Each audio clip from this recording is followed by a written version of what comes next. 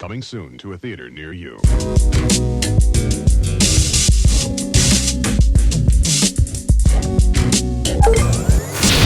Hey, what's up, y'all? It's episode 22 of the Real Ones podcast with your boys, Mr. Marin and RB3. RB, what's going on, my brother? Nothing much, man. We here, just got back from Comic-Con Yes. this week. Yeah, I see that. RB doing his work with Geeks of Color, you know what I'm saying, out in San Diego. Mm-hmm. This was a very big weekend to be at Comic-Con. Very timely weekend, Right. which is what we're going to go into with this episode. But let us know how Comic-Con was, brother. Man, it was crazy, dog. I mean, we saw... Well, I got in on Friday, so I didn't see, what happened Wednesday and Thursday. Mm-hmm. But Friday, we went straight to it. We saw... I know Dorian covered stuff for The Boys, okay. The Boys panel and press line. And then my man Andres did some coverage for Alien Romulus. Okay. You know what I mean? Yeah. And then, I see they have face huggers out there. Yeah, they gave face huggers at Hall H. Yeah, that mug was crazy. That was cool. Does he have one, Andres? Does he have one? Yeah, I took one. Yeah, it took one. Okay, cool. That mug was crazy. And then that night, it was like a big party night because while Andres was at the Alien Romulus thing, me and Dorian went to Borderlands event, the new Kevin Hart, Eli Roth situation. Yeah. I know it's a little controversial, what I mean? What's going on with that? What's the controversy behind that? It's just that Eli Roth, and then I think it's the dude from Stranger Things. Somebody who's in the cast is like very highly Zionist type situation. Oh, is that the Noah something that Zionists are sexy? Something like that. Yeah, I think one of those guys. It might be that dude. It might be the older dude with the beard, you know what I mean, in Stranger Things. Oh, David something. Yeah. I don't know. I actually don't even know who's in the cast, you know what I mean? I just know it's Jamie. I know Jamie Lee Curtis is in there. Yeah. And which, by the way, I don't know why. I gotta tell Dorian to push out this clip right now. But he got an amazing interview moment with Jamie Lee Curtis. Oh, nice. Yeah, where it's like she kind of goes off about like how women are always the ones working, and that's why I endorsed Kamala Harris for president. Oh, okay. And I'm like, oh, that's crazy. I bet if you tweeted that, you put the tag Kamala HQ on that. That's it. It's up. It's up after that. Like, come on now. Yeah. You got an official endorsement from the Scream Queen herself.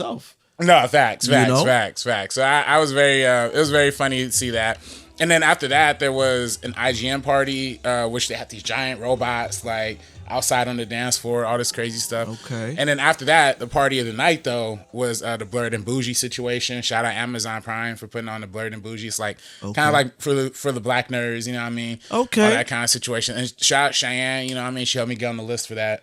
Cheyenne the homie. Shout out to Cheyenne the homie, man. Yeah, big facts. Yeah, that one I met the boys of the boys. I met the cast of the boys. Dope. At that one. Was Laz Alonso out there? Yeah, he was. Yeah, he seemed cool. He seemed like a good time. Every time I see interviews with him, he seems like he's very personable. You could approach him and he keep it 100. Like, yeah, right. You know? No, he seemed very personable and super dope. Jesse T. Usher, I some people got pictures with him. I tried to get a picture of him, but he ran like A-Train up out of there. You know what I mean? Shout out to Jesse, but I'm sorry. I just had to comment on it. Anytime I see him in something, I just get bad energy from it. It's just like, oh, this is about to be bad. Oh, really?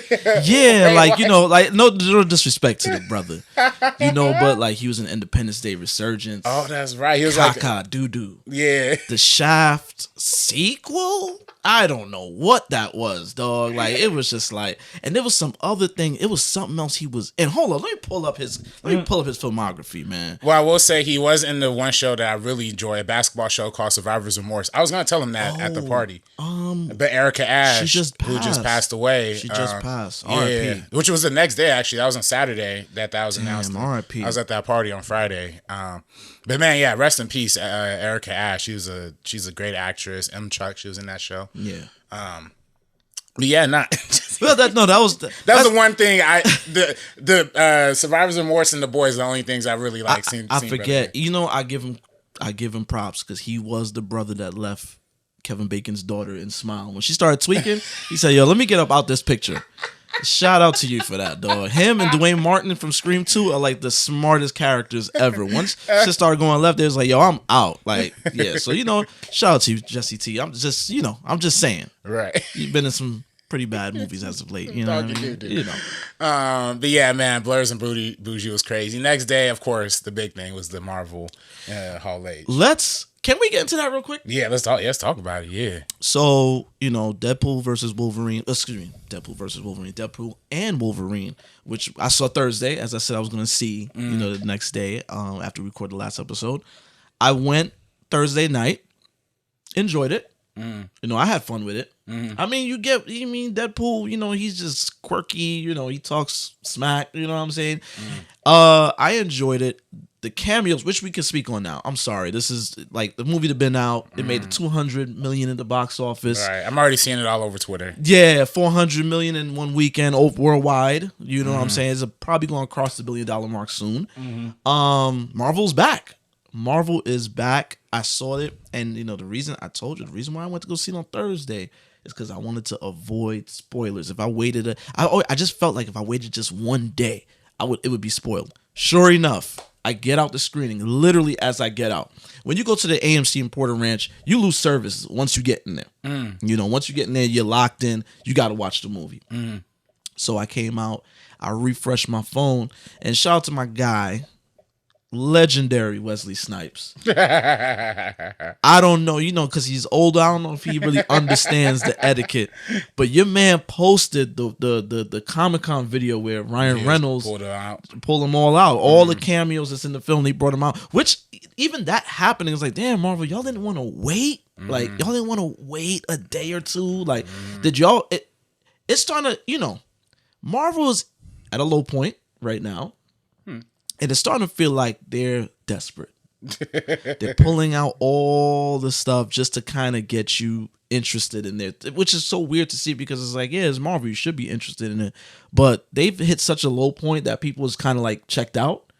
And I just think that they're just pulling, like they're throwing everything in the kitchen sink to make sure you go see this film. So I'm like, damn, y'all gonna come on Thursday night or whenever it was. Yeah, Thursday night. Y'all gonna do that? Y'all gonna reveal the cameos? Right. You know what I'm saying? The whole cast. All that. And if if you saw the movie, you know, again, spoilers, you know, Jennifer Garner pops back up.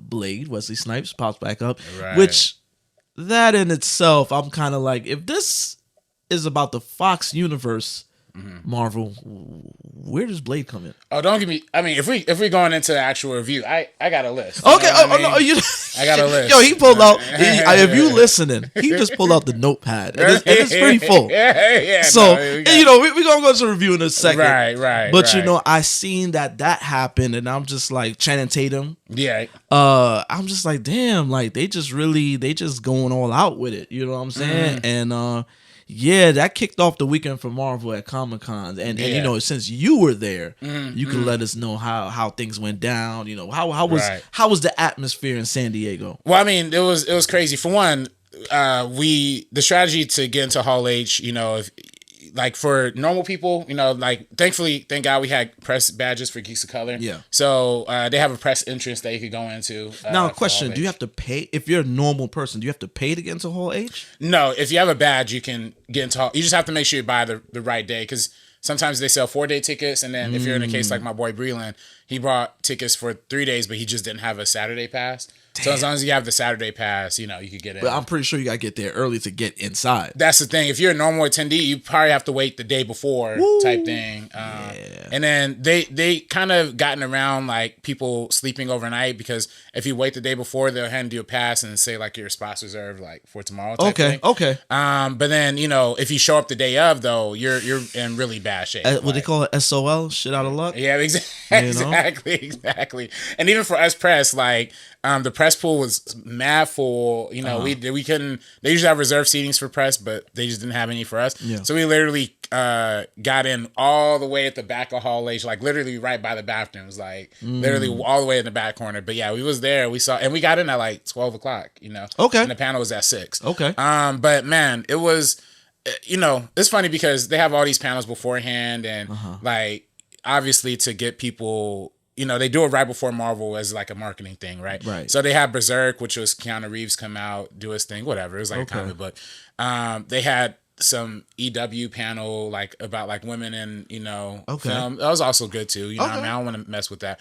But you could tell people was like getting real bored. But then, yeah, like really like falling asleep type. They're looking at they watch like, I'm here for come on now. Come on. But They did the Penguin right before Marvel. The Penguin panel, I gotta say, was also amazing. Isn't that the one that they had to cancel because it was like a big fire? I don't know. I heard something about there was a big fire right before they was gonna present that one somewhere else. Yeah, I think there was a fire. I forgot it was somewhere else outside of Hall H. It was like, because if you go to Comic-Con, it's all in downtown San Diego. That's all Comic-Con. Got you. But then, yeah, for the Penguin actual panel, that was dope. They showed a crazy new trailer that just looks like a real crime show type vibe, in the Batman. But like, of course that sounds generic. Of course it's Batman, but like it looks like real Sopranos vibes, Okay. But then, yeah, Marvel came up. Crowd was electric, packed to the brim. You know what I mean? Of course. And then they start off with the Deadpool and Wolverine moment, like a big dance number, a bunch of Deadpools from the multiverse, like the variant Deadpools. Yeah. So I had like a chef. I was right by the bathroom, so I was also right by one of the like other entrances. Yeah. And then you just have a video of just like all these like random Deadpools just like coming out and dancing. It was crazy. So that was a fun way to start it. They had Thunderbolts, which was cool, Well, actually, they start off with Captain America: Brave New World. All right, can I just interject? Yes. First of all, Anthony Mackie is not my cap. Let me just get that out the way. Listen, I'm all for seeing brothers take the number one in situations like that. I am not an Anthony Mackie fan. He always looks like he's telling a secret. Like he's trying to giggle or keep behind a secret. I don't know. He's made some very sus comments about brothers with dreads or locks. He just comes off as a cornball to me, man. I'm not a fan of him. I don't care for Falcon. I don't like that little Power Ranger suit he's wearing. You know what I'm saying? This is where you put in the Meet the Grams. Ding, ding, and I'm just rolling off the things I don't like about this guy. So this Cap, in the show was, I didn't care for it. Yeah, it just was. The show was so good until like it got into the Marvel, like the standard Marvel, like, oh, let's play both sides. Like, yeah, I would tell you this. I was more interested in Isaiah Bradley. Yeah, that story, which is if y'all didn't watch the show, which is called Cap and the Winter Falcon and Winter Soldier. Falcon and the Winter Soldier. Isaiah Bradley is a brother that was being tested on with the super soldier serum. Mm-hmm. And he was one of the super soldiers that they just kind of tossed to the side. You know what I'm saying? You good over there? Yeah. I'm good. That they just kind of tossed to the side, like history forgot about him, and that was kind of his story. You know what I'm saying? And if you think history, you think back on the Tuskegee experiment and stuff like that. Something that America definitely did. It's in their bag. You know what I'm saying? Marvel integrated that in the story. That was interesting, but I'm not a fan of Anthony Mackie's Cap. Nah. I mean, and then you heard so much about the film and how it's been testing poorly. Yeah. To the point where they had to go reshoot change up the whole story practically. Yeah. Reshoot big pieces of the film to the point where they're introducing Giancarlo Esposito's character as part of the reshoots. Right. And his character is the king of the Serpent Society. I have to pull up the name because I got it right here. He's playing Sidewinder. Yeah. So it's a new character I guess they're adding into the story. Yeah, I mean, the testings, haven't been the best, but I am excited for the fact that they're introducing a lot of new elements in this, particularly adamantium. Because they're bringing back, I don't know if you saw Eternals, but that whole island, the Tiamat. That's the Celestial Island or something like that? Yeah, exactly. So now they're going to use that for adamantium. I thought that was cool. I thought the Red Hulk part of it, I think that whole story. Oh, so wait, you got to see that footage? Yeah. Oh, I heard that was crazy. It was crazy. That footage was actually, I haven't been sold on the movie so far, honestly. But that trailer did sell me. Sell me on it. Yeah. And they promised a real Winter Soldier vibe. Yes. And I hope that is like a real, I mean, Giancarlo Esposito looks like really good. Yeah, well, crazy. you're gonna get a performance out of him. I'm just saying. I'm gonna go see it. Right. It's just that man. I just don't like looking at Anthony Mackie. I just wish I hope his. When this is part in the trailer. I think it was Harrison Ford that said, you're no Steve Rogers. Yeah. I just yes, tell him you ain't him. I hope they deal his ass quickly. I hope he's just kind of in and out, even though he's probably going to be in Avengers and whatever. Yeah, no, he's definitely, they're going to set him up for the future. But I definitely, I'm going to support it because it's coming out Black History Month. You know what I mean? They're trying to position it like the next Black Panther situation. I'm all for Black history and blackity black. I just don't like that man. But okay, cool. Yeah, nah, but it was a good trailer. They opened with that, and then Harrison Ford came out. And then after that, they did the Thunderbolts thing. Thunderbolts was cool. We saw the first trailer for that, and it was good action. Good action was looking. Yeah, that's another one that I'm not crazy about. Crazy about it. I think the rest of the world was like not crazy. I think even Marvel was like, just here. Right. But they're very much pushing the Florence Pugh of it all. Like they love Florence Pugh. I mean, I love Florence Pugh too. Shout out to you, girl. Right. No, she's great. She looks Oppenheimer. Oh my god. But then it gets really big with the Fantastic Four. Push. That's where it really gets fired. Now, shout out to the Saint out there that leaked that concept footage. That was cool. I really like that. Yeah, I like that concept. That well, it's not a trailer. What would you call it? Yeah, like a concept footage, right? Yeah, because they didn't even start real photography yet. Right. That was just like little pre-shoot, little rehearsal stuff, which is like they're getting the tone just right. The director of Fantastic Four, Matt Shakman, he did WandaVision. And he's a guy who grew up on like old school TV sets. Like he used to work with Ron Howard and like them old school TV days. Okay. So it definitely feels very, very 60s. Even the way that the actors are kind of acting, like Pedro Pascal, he kind of has this like old school kind of accent a little bit to it. But it's very like fun. It looks very cheesy. It gives me the world they're building gives me Jetsons vibes. Yeah, no, retro futuristic, you know. And because they said it takes place, it's in the MCU, yes, but it takes place in another universe within the MCU. I'm guessing it starts in the 60s in like a different universe, like kind of 60s, and then maybe they get somehow catapulted into because at the very end of the footage, if you probably saw, they tease like Galactus in like present day. Which can I nitpick real quick? Galactus is huge, like he's like huge, planet eating huge. Yes, right, and he's like in the city looking in the window. Like, is he going to progressively grow? I don't know. Like again, nitpick. You know, I'm just when you're a geek and you know these things, it's just like, come on. Now, what are they doing? Yeah. And who's playing Galactus again? Is it Javier Bardem? I don't know. I think it's some actor who I think it's the guy. I don't know if you saw The Green Knight. But it's the guy.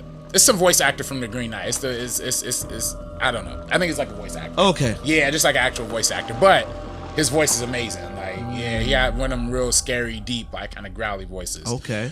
1 year hence.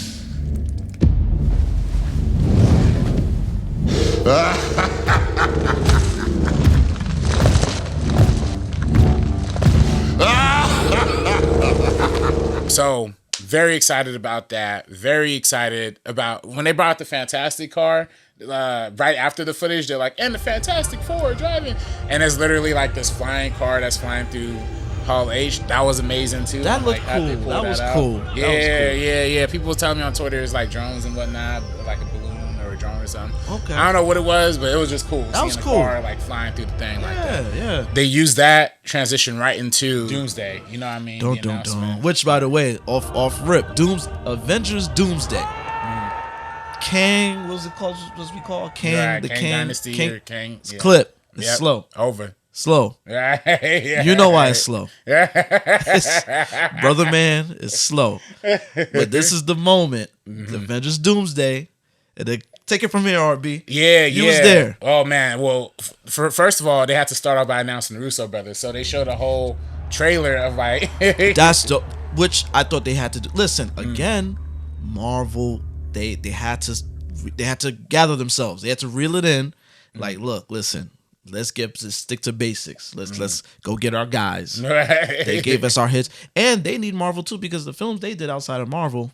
Yeah, The Gray Man was all right. Yeah, there's a lot of stuff just kind of came and went. Yeah, it was all right. They did win an Oscar for Everything Everywhere All at Once. They did? Yeah, they were producers on Oh, okay. Yeah. Okay. So they were producers on that. But I do think, of course, it's like get the guys who made Winter Soldier, Civil War, like the most highly celebrated Avengers. Marvel's movies. Yeah. You know what I mean? Get them back in to take up these next two. And they started off saying how much they love Secret War growing up, and they needed one more movie to set up Secret War, which was Doomsday. Then they had a bunch of people in Doctor Doom outfits come out on stage. One in green pulls off the mask. Robert Downey Jr. You know what I mean? I went to go see Deadpool again on Saturday. And when I came out the theater, once again, almost immediately, that is the first thing I saw on Twitter. I saw RDJ holding the Doom mask. And I said, what? And I said that because, you know, if you follow the lore, you know that there is a Tony Stark Doom variant at some point in the comics. But I did not expect them to go there this quickly. Like, straight out. Like, you know what I'm saying? Like, that was surprising. Yeah, I mean, I felt like they were really like, yo, we can't do the Jonathan Majors thing. Yeah. We got to go in the hardest direction. Yeah. In the opposite direction that we can. We're not going to do some new stars, some big stars. No, we're going to. This is kind of, Marvel is desperate. I think they're playing into nostalgia. I mean, we had kind of heard whispers that RDJ was going to come back in the fold. Yeah, shout out Jeff Snyder. He was the first one who reported that way back in May. Yeah. Way back in May. We kind of heard he was going to come back in the fold, but to see him come back now as Doom, it was like, oh, all right, like they're going for nostalgia here. They really, it's like if it ain't broke, don't fix it type vibe I'm getting from them. And I think they realized that with the new the phase that they had and where they took the MCU. You know, it was radical. It was a change, and you know, we welcome change. You know what I'm saying? As long as it's executed properly, you know what I'm saying? It wasn't executed the best, but you know, I don't think they're leaning. Well, they are leaning to fan service a bit. Yeah, you know, I don't think it's Star Wars bad, but you know, Star Wars was just doing stuff. And it was like, oh, this is what it is. Like, if you play Fortnite, you would know. I was like, what? Yeah, like, right. You know? If you read one specific book out of one thing, it's like, yeah, that's where that comes from. Yep, that's it. He's back. Yep. And it's just like, what? You know, and we seen with Deadpool, they're definitely leaning into fan service a lot. Oh yeah. But you know, RDJ is back. If you know RDJ's history, you know it is what it is. RDJ, for those that don't know, and there's a lot of people that actually don't know, prior to Iron Man, RDJ was cooked in Hollywood because he was known as a bad guy, you know, bad boy, drugs, alcohol, right. Sleeping in a young girl's bed is like sleeping Whoa! I didn't even know that one. Yeah. Because he got drunk or high one night, accidentally snuck into somebody's house, and then ended up sleeping in the young daughter's bed. Oh no! Yeah, on some Back to the Future type. Oh yeah. Hey!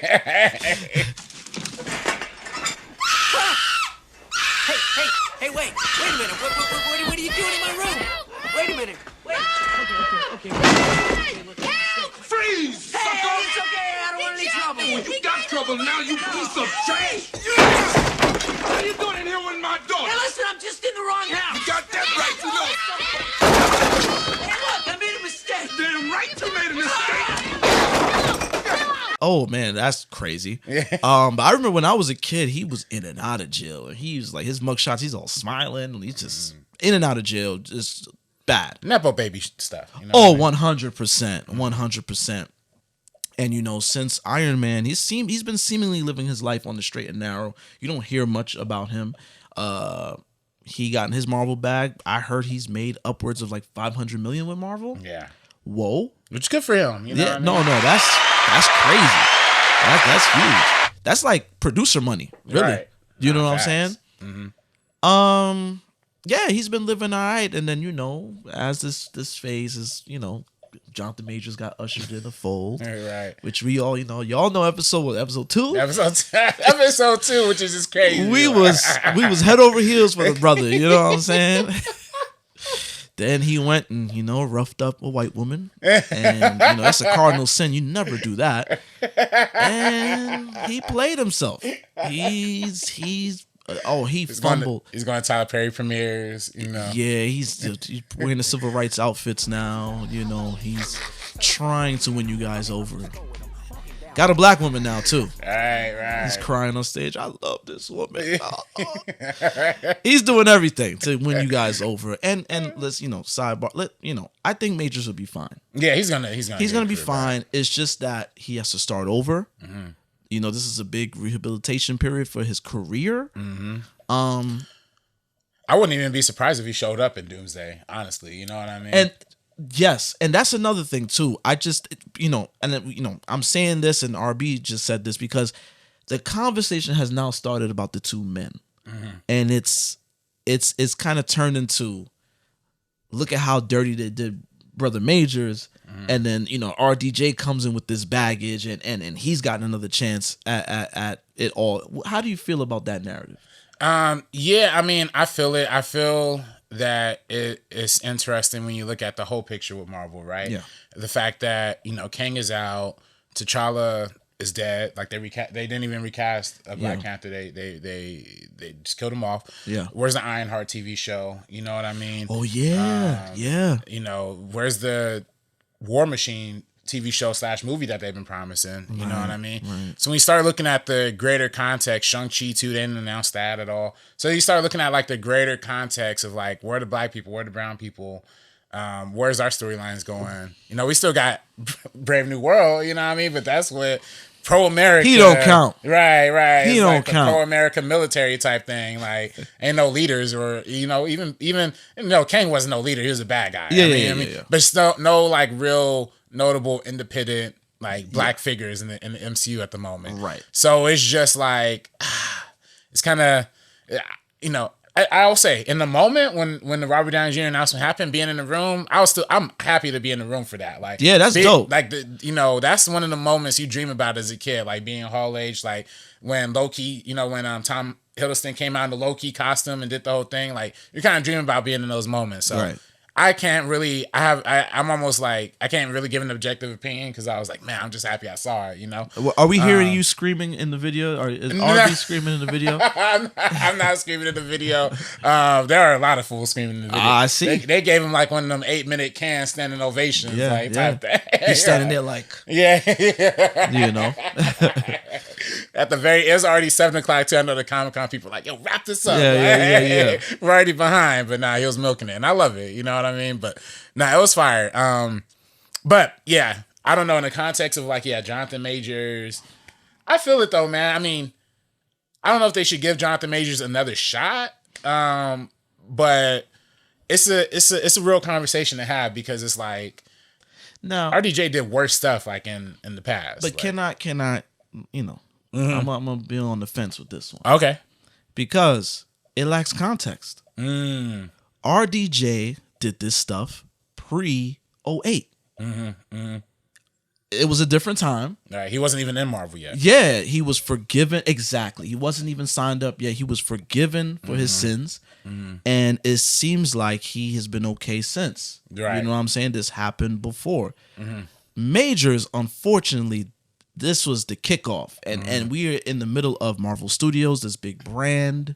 Disney-owned brand. And the optics are bad. You cannot, allegedly beat up on women. Right. We don't know exactly what happened. But we did see him, fold her up real quick and then he went running. We did see he did stuff her in the whip. He did stuff her in the whip. Like, and that's the way he was found guilty of. He folded up real quick, stuffed her in the whip, and then he took off running. Which is still one of the funniest videos ever. He's an interesting guy. Yeah. He's a very interesting guy. You can't do that in the middle of this. Yeah, in the middle of the moment. So you're ascension, for business reasons, I get it. RB, if I got this empire and I got you and you start wilding out, right. You are my mans, but I'm gonna tell you, yo, sit this one out, RB. It's cool off. This is Major's cool off period. Right. Cool off.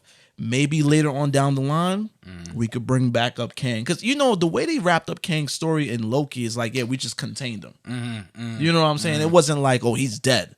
He's finished. No, Kang is still around. Right. It's just, you're going to put him to the side. And I think what's evident of that is the fact that Marvel hasn't recasted Kang.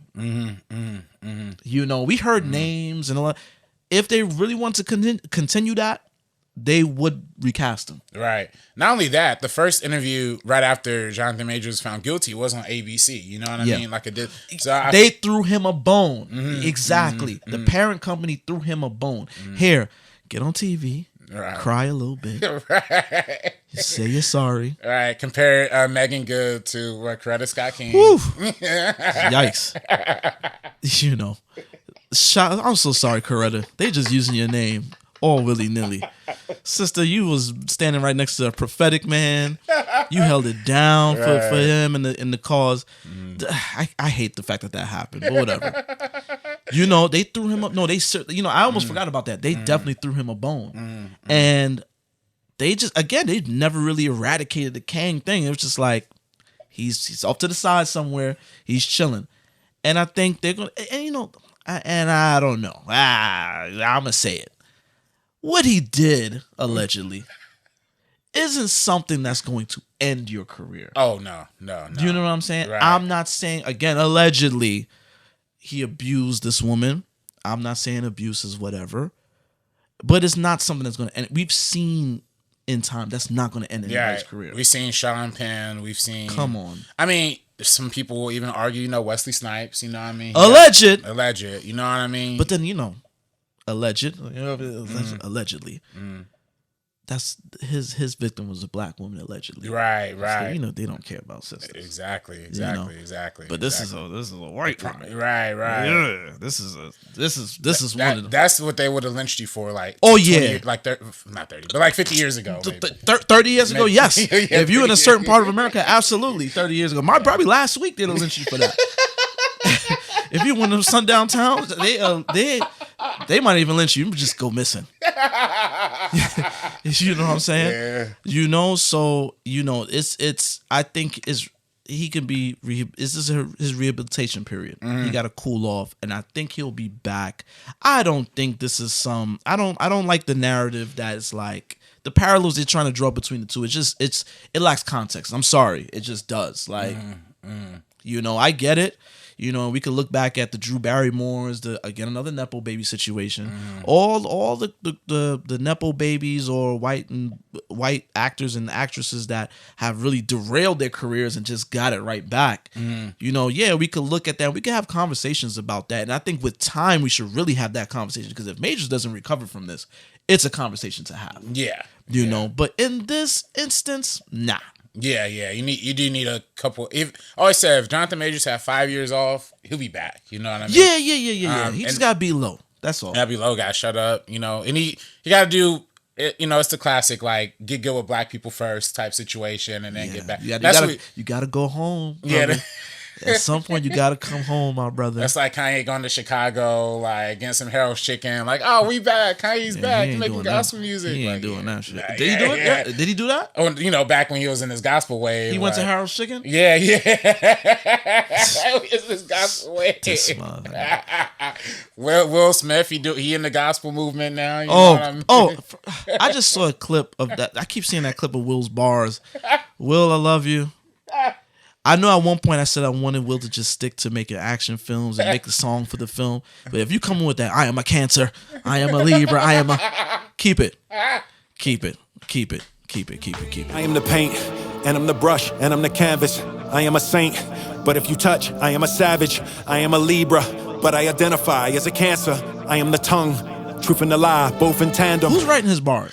Man, I'm hoping I thought it might have been Jaden Smith. I don't know who. Definitely keep that. Yeah. If he's writing, I take Willow before I take him. You know what I'm saying? But then he's hanging out with Russ. He got a Joyner Lucas, and it's like, well, you're around some corny people. Right. Will. DJ Khaled in the movie. Well, they burnt his ass up in the movie. Yeah, that was a funny scene. He got crashed out and burned. They got him out of the way quick. You know. Yeah, it's Look just how they do them Palestinians, man. That's crazy. Excuse me? Oh, he's a Palestinian? Oh, he a Palestinian now? He ain't say nothing about that. I don't know if he's a Palestinian right now. Shout out to my brown brothers and sisters out there. We ain't claiming Khaled. I'm gonna say we in this instance. We ain't claiming him. We the best. Yeah, no, we not. Yeah. You know, yeah, you know, it's this conversation is like. I've been seeing it happening, and I knew it was going to happen. Right. You know what I'm saying? And my people, black folks, we emotional. You know what I mean? We emotional because we've been done wrong in history. We are probably the most wrongest. You know what I mean? I don't know what's the word. Us and the natives, we got a lot of beef with America. You know what I'm saying? We got did wrong, and we are vocal. They shut up the natives. Right. They put them in their little. They's like, yo, go here, stay out the way. Unfortunately, you know what I'm saying? Like they told have y'all casinos and hey, here's y'all casino, here's your land. If y'all strike oil, we're gonna come kill y'all. Literally. That's literally what happened. Whereas us, we did so much for this country, and they just kind of like, we'll make you president. You want that? How about you go get a perm? Let's loosen those naps. Get rid of that. Let's just come on. Let's live a good life. We got Captain America for you. You know Oh what I mean? God! And he got wings. And they gave us the worst Negro, the one that hate locks, that thinks people with locks are criminals. Listen, you can look this up. Said that? I didn't know. Anthony Mackie said that. He said that when his nephew watched, I think he said his nephew wanted locks, and he says that, you know what I tell him? Watch the first 48. See those guys you see on there? He said that? Yes, he did. Oh, what? Yes, he did. It might be a video. It's definitely in print. Wild. Nah. Now rocking with Anthony Mackie, yo. Yo, shout out. It's so funny too. People who, if you like, I don't know if you heard it. Are you sure you've seen the Collider website, like Collider, the website, the movie coverage website? Yeah. The guy who runs it, this name's Steve Weintraub. We call him Frosty. He interviewed Anthony Mackie way back in the day. It was like when Captain America: The Winter Soldier came out. Yeah. And then I guess the dude interviewed him, Stevie. He wore like a Man of Steel t-shirt. Okay. And then Mackie was like, "Why are you wearing this Man of Steel t-shirt? Don't you know this is a Marvel movie?" He's like, "I really like Man of Steel. I don't know." And then like apparently they got to like a whole screaming battle. Like, Wait, he was dead ass? yeah, Anthony Mackie was like real mad. He's like, Man of Steel sucks. You should have known. Da, da, da, da, da. There's a Marvel movie that we only do Marvel. Like, All right, keep tapping for Marvel. Go ahead, keep tapping, dog. They will replace your ass just like they did Majors. Relax. Right. It's like they did Terrence Howard. Yeah. You know what I mean? Oh, yeah. Yo, RDJ was RDJ got his hands a little dirty for that one. Yo, Terrence Howard got him to because no dead ass. For Iron Man, by the time Iron Man came out, Terrence Howard was the bigger name in Hollywood. We talking about coming off of Hustle and Flow, Oscar nomination, Oscar nominee. He was the bigger name. He was the big. I remember when they casted him for Iron Man. It was like, oh, they got Terrence. That was the real news, more so than the Iron Man casting for some reason. Well, I know why. And then he pulled some strings to get RDJ in there, and then when come time to renegotiate, they gave RDJ the bag, and RDJ kind of looked back at him like, damn, they ain't give you the bag? Damn, that's crazy. That's crazy. He hit him with one of those, like, word, they ain't give you the bag. It's crazy. It's crazy. And I just know there's a if you've seen that show Ballers, John David Washington has this hilarious moment where, he's like on the football team and he's like, yo, they gave that man my money. They gave him my money. Like, I just know Terrence Howard was like, yo, they gave Robert Downey Jr. my money. That's your bread, dog. And he let him hold that L. And he came out publicly about that. He was like one of the first people to really like came at Marvel crazy, like, yo, like, right. This is what I was supposed to get. And yeah, it's been slow for Terrence since, man. Right. It's been slow for my good brother since. Yeah, Empire, Yeah. Moment on that. Yeah, but that's Negro money. That's negroidal money. It ain't the same. It ain't the same. Let's be real. When you get called up to the big leagues, you get that white money.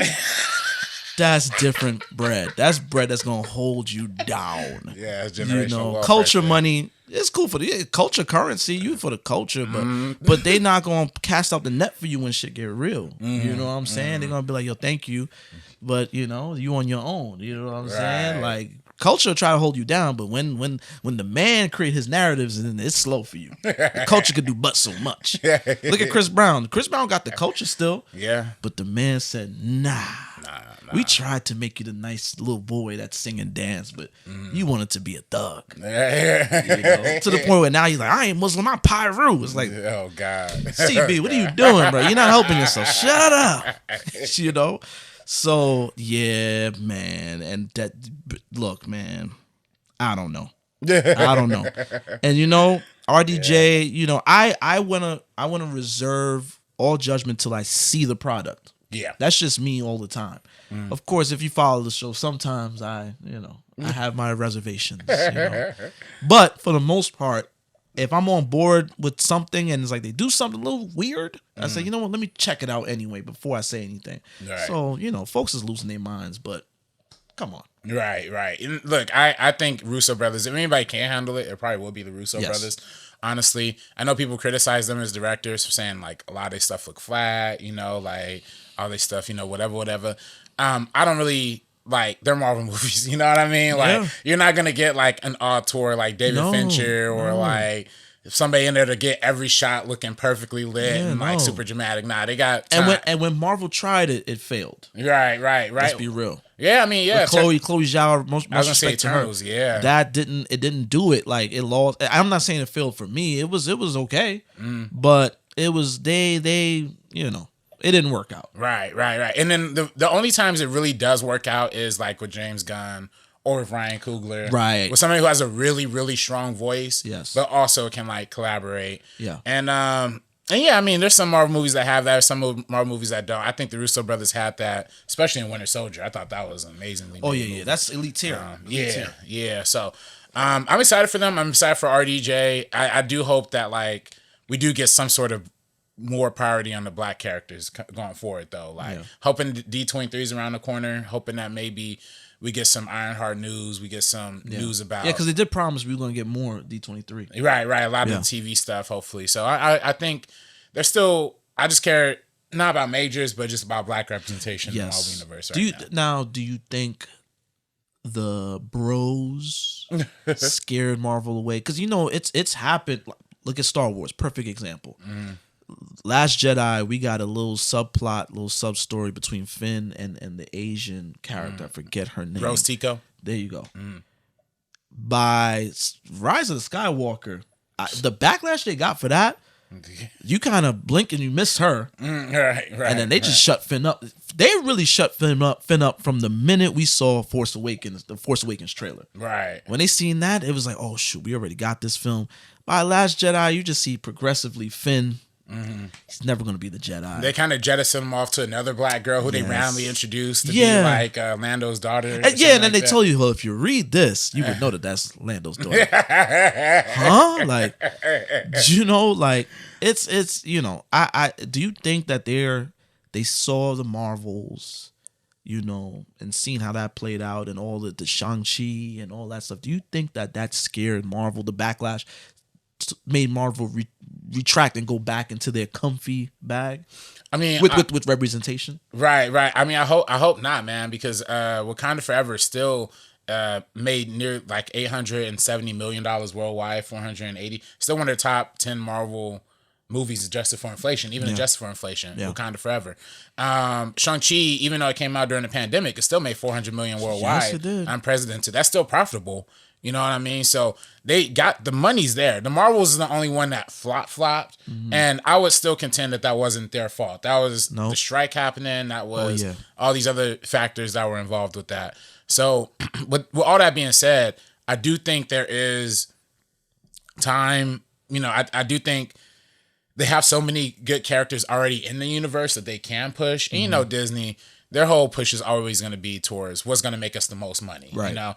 And fan bros are one thing, but what actually makes money is another thing. Gotcha. And I think like for right now, I think there's still a lot of like POC properties that are still valuable that I think they will still have. I don't know if they realize it, but they should realize it because again, you still have Shuri, even though you don't have T'Challa, you still have Shuri from Black Panther. Yeah. You still have Ironheart. You still have, like I said, Shang-Chi. If I'm not mistaken, the original Kang Dynasty kind of story, Shang-Chi was almost going to be like one of the main stars, one of the main Avengers. I feel like I heard that. Yeah, because also Shang-Chi director, Dustin Daniel Cretton, he was originally attached to that project. Right. So I don't know. Hopefully they still kind of keep that the case. I hope they don't go old and reliable with like you said, like Iron Man with Doctor Strange. I feel like that is kind of a direction they probably could go to, but it's like we have to prove to them as an audience, like, no, we are still going to pay for the diverse things when they end up coming out. There's an article where they said that like people of color representation makes money. Oh yeah. It does make money, and as with any community, like I see, I'm a sneakerhead too, so I see it in the sneaker community where they think that the sneakerheads are vocal.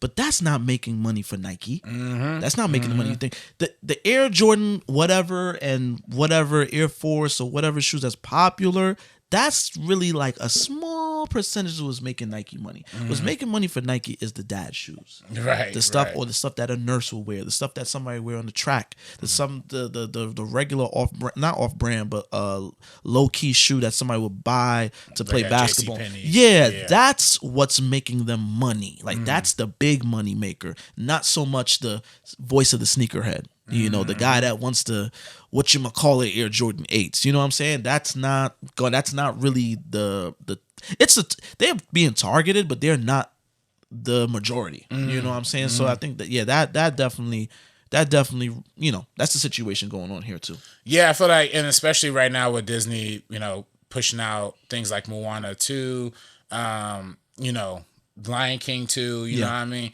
Which Lion King is, you could say that's like whatever, but they still do got like Donald Glover, and they got some great like black actors who are doing the voices in it. Beyonce's in it. Right. And also I got to shout out Aaron Pierce and the homie Calvin Jackson Jr. or something like that. The great actors who were in MLK and X like that. They're going to be in Lion King as well? Yeah, they're playing Mufasa and that's fire. Yeah, the young Scar or something like that. That is dope. They playing opposite each other in both projects. That is dope. Yeah, and Barry Jenkins is directing. Barry Jenkins. I didn't like the first Lion King, the remake. Oh no, me neither. I didn't like it at all. Beyonce, I love you, girl.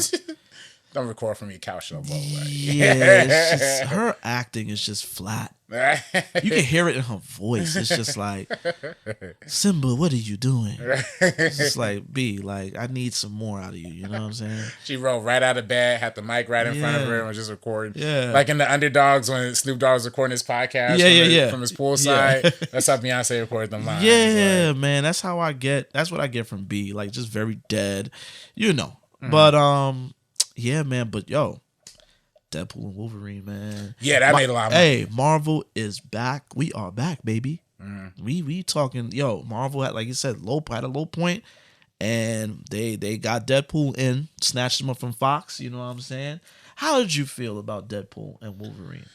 Man, I didn't like it though. We spoke briefly. We spoke. Let me hear it, man. Let me hear it. I wasn't messing with it, man. You know what I mean? Pull up the notepad. I got a little notepad, little note situation. I'm going to try to go through this quick because it's a lot. You know what I mean? But, it's just the whole thing of like being a corporate celebration of like consolidation. You know what I mean? Consolidating companies. Like, we bought Fox, so like let's like make fun of it. Let's poke fun of it. Let's have Fox like buried in the grave. Like, didn't that result in like thousands of layoffs? Like, didn't that cause like decades of film lineage to get lost in the void of some Disney vault or something like that? Disney mining their properties, their IPs to death. Like, I don't know if you saw that Alien.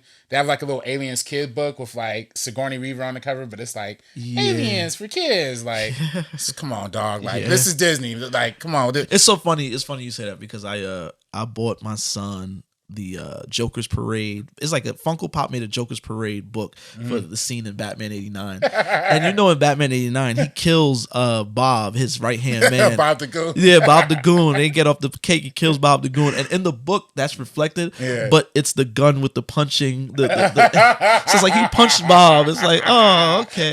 Y'all cleaned up murder. That's nice. Also, he's poisoning people, whatever, you know what I mean? Yeah, they've always, the Batman 89, they've always did toys with those guys though, even with Bob the Goon. So I could see that. It's just Alien is like, come on, Alien was like a horror franchise. Yeah, that's like R-rated. But even in the moment, Alien had toys in 78, 79, That is true, yeah. Hey, what they call it, listen, corporate greed, man. They gonna get that bread somehow. Yeah, this was just the corporatest, greediest, nastiest movie I think I've ever seen. I've seen, in my opinion. You know what I mean? Okay. It's a bastardization of the art form. You know what I mean? Hey, filmmaker over here, he's talking that shit. I just can't. Let the filmmaker cook. Yeah, to me, it's just the more I think about it, just the more I hate it, bro. You know what I mean? It's just. They were like, "Oh, we're not going to touch Logan," you know what I mean? But literally, the opening scene, they flipping around Logan's skeleton from that. I'm like, dog, what? James Mangold is somewhere irate. Yeah, no. I know he is. He throwing his fist in the air. The TVA was looking stupid. You know what I mean? I love Loki. Anchor being, come on, that's just an excuse for like getting actors back. Yes, I caught on to that. The second time I caught on to it, I was like, yo. Marvel just hit us with a little side something to explain. Oh, this is why our Marvel films been sucking since Tony Stark's died. We lost our anchor being, so we're gonna clean it up. Yeah, I see that. Marvel, I see your tricks, Marvel. I know. It's just goofy, man. The problem with Deadpool as a character himself, like in the first two Deadpools, especially in this one, they make jokes about the superhero genre, how stale these movies are. But it's also a stale superhero movie. Like, it doesn't really break the formula. And at least the first two Deadpool movies, like, the first Deadpool, I would argue, is like a rom-com. The second Deadpool is like a fun time travel movie because they have the time travel in it. They had Russell. That was a fun character. This one was literally the Marvel formula. Like, literally the Marvel formula. Didn't offer anything substantial. No satire. Like, it's not satirical. It doesn't have a meaning to it or not. Well, you don't think him getting that, because he gets at the multiverse at one scene. You don't think some of the things he did was satirical to what's going on with Marvel? I mean, it just felt like it was just another Marvel thing. Like, it felt like the multiverse scenes were just like, here's what we did with Spider-Man No Way Home. Here's what we did. But I'm not discounting your thought. Yeah, please. Yeah, let's talk about both sides. Yeah, he does kind of like the multiverse thing didn't work. Let it go. He kind of speaks directly to that. But they did it. They did it with Wolverine. They brought in Wolverine. They brought in all the Deadpools. I thought the Deadpools themselves were funny. Like, I'm gonna talk. Like, Nice Pool was funny. Dog Pool, Lady Deadpool. I thought all that was funny. Nice Pool was hilarious. Yeah, right. That had me dying. But it's just the Marvel formula, man. And it's just, it's not just me who feels this way. You know what I mean? There's major critics. If you read the work of like William Bibbiani, Katie Welsh, so like my friends from like LA Times, New York Times, IGN, they're all saying like very similar things of like, yeah, this movie's not really saying anything. Now, I'm not saying my opinion is influenced by other critics. Let me stop you there, RB, because there's gonna be people, especially people that listen to this, that are like, I don't give a fuck about no critic. Right. No, you know what I'm saying? I agree with that, but I mean, I give a F about the art form, doggone it. And this is a movie that made $200 million, made all this stuff. It just feels like they're making fun of Hollywood while also just like gleefully enjoying the benefits of Hollywood. You know what I mean? The White Star, all that. The movie itself, Sean Levy, such a TV director, man. He has such a TV sheen. I don't know about you, but I kind of felt, we were talking about that with Robert Townsend, how like Robert Townsend has like a TV kind of vibe. Yes. This movie had a very TV feel, the cheap sets, the bad CGI. Oh, that city, the city set, I didn't, a New Yorker here. They're trying to depict New York, but that looked like a soundstage. Right. It clearly was a soundstage. That annoyed me. Yeah, that was very, very annoying. The villain was trash. To me, the fight scenes were boring, but the villain was like, I feel like Marvel villains are so disposable. Aside from obviously Thanos, right? I feel like all the other villains are just like here and gone. Yeah, and Cassandra Nova is such a deep cut. Like, I was gonna say it's a deep cut, and they had so much potential with that. That was like that could have really been. And the actress is really good too. She was nominated for an Emmy. You know what I mean? Like I said, practical sets was trash. I don't know if you saw that shot of CGI Wolverine when he's like looking around. Like, well, I think anytime they have CGI Wolverine, when the shirt like flew off and it's like skinny, I'm like, come on, this is clearly CGI. Come on, don't try and fool me. The lazy camera movements, dumb humor, underwritten. The cameos. Nobody liked Elektra. Nobody liked her then. Nobody likes her now. Jennifer Garner's just a poor man's Julia Roberts. You can't tell me no different. You know what I mean? Why'd they bring back Ben Affleck? They're gonna bring back Jennifer Garner. I like the little joke they made when you said Daredevil died and the whole thing, and she was like, "Oh, I'm so sorry." She's like, I'm fine. Right. That was her ex-husband. That was funny. So that was funny. Yeah. But it's like you have to understand. It's like with this movie, you have to literally understand both the actors' lives Yes. and all of these, not even just the MCU characters, but like all these other deep cut characters from all these other movies, like to understand it. Yeah. I don't like it. Channing Tatum's Gambit, that never even happened. Like, why is that a cameo? Like, what's going on? Yo, first of all, with the first screening I went to was very boring because it was packed, but the people there, I don't know if they didn't really watch the stuff before. They didn't really know the references. Like, I know when Sabretooth came out, this guy was like, oh, there goes Beast. And I was just like, it's not You're way Beast, off, dog. yeah. Granted, okay, this, no. And then there was a joke. First, when Channing Tatum came out, everybody's kind of like, huh? And then it was a joke. And when he started talking, Channing Tatum's Creole accent, That was funny too. I don't know if he did it bad on purpose, but he very much reminded me of that dude from The Water Boy that was just like, hey, he's just saying stuff. And it's just like, what? And Deadpool made a quip. He was like, I haven't seen Sling Blade in a long time. Can you come again? And, I was crying because I remember Sling Blade with Billy Bob Thornton, and he sounded weird. He kind of sounded like him. I kinda want something other to eat. It ain't got no gas in it. Ain't you got no mom and daddy to tend to it? I reckon I'll have me some of the big ones. What are all them books? Oh, different ones. One of them's the Bible, one of them's a book on Christmas, one of them's on how to be a carpenter. I was crying. I was the only one laughing at that joke long after it ended. And I was like, damn, I feel like a jackass. Like, only I know the reference, But yeah, his was funny. And yeah, because he was supposed to be Gambit at some point in a standalone film. And that one was a wink and nod to people that it was another if you know situation. Because the second viewing, everybody reacted at the other cameras. Nobody reacted to that one. Yeah. It's like, who is this joke even for? Yeah, like, exactly. Yeah, who y'all even making this joke for? It's like, I feel like, again, it's like this movie was made by executives for executives. Like, that's kind of where, like, I think that's really where it makes me mad. Is like, the executives are like, yeah, we love it. Fuck Fox. Like, yeah, we got him out of here. Yeah, we bought that studio. Get him. Yeah. Yeah, there's a few fuck Fox moments in there. It's like, damn, like, y'all really wanted to get them out the pain. Exactly. From the company that bought Fox, right? Like, and they making those jokes. Come on, I don't like it. The costume was trash too. The whole headpiece. It looks good on like animation with the Gambit thing. Oh, but man. That looked trash to people me, man. love that. In both screens, people went crazy for that. With the costume, with them wearing the head thing. Yeah, with Wolverine when he pulled. Oh no, not the mask. The not Wolverine's mask. The Gambit's whole head. Oh yeah, situation. he looked like he's being choked because Channing Tatum is not skinny Channing Tatum from Step Up. He's kind of buff now, a little beefy, and he looked like he's like choking in that thing. I'm like, he looks so uncomfortable. I know they're trying to be comics accurate, but come on. And then Chris Evans is trying too hard. You know what I mean? Oh come on! I didn't like that. I like the misdirect. Yeah. Oh, I saw it coming from a mile away. I don't know about you, but I saw that coming. I think when I saw Chris Evans, I did say to myself for the first screening, I was like, oh, are they throwing a softball pitch? Are they throwing are they making it a cap really? Like, But then when they did the flame on, I was excited. I kind of did see it, but I was still excited to see it happen. Yeah. It was cool. I just remember nobody liking those Fantastic Four movies. Right. A lot of people were saying anti-black stuff about my man Tim Story, who directed those first Fantastic Four movies. You know what I mean? And if you're listening, what we're talking about is the fact that Chris Evans played both Johnny Storm in the films almost 20 years ago and Captain America. And when they set up his cameo, if you're listening to this still, you didn't see the film because we told you spoilers. Unless you don't care and you're gonna go check out the film.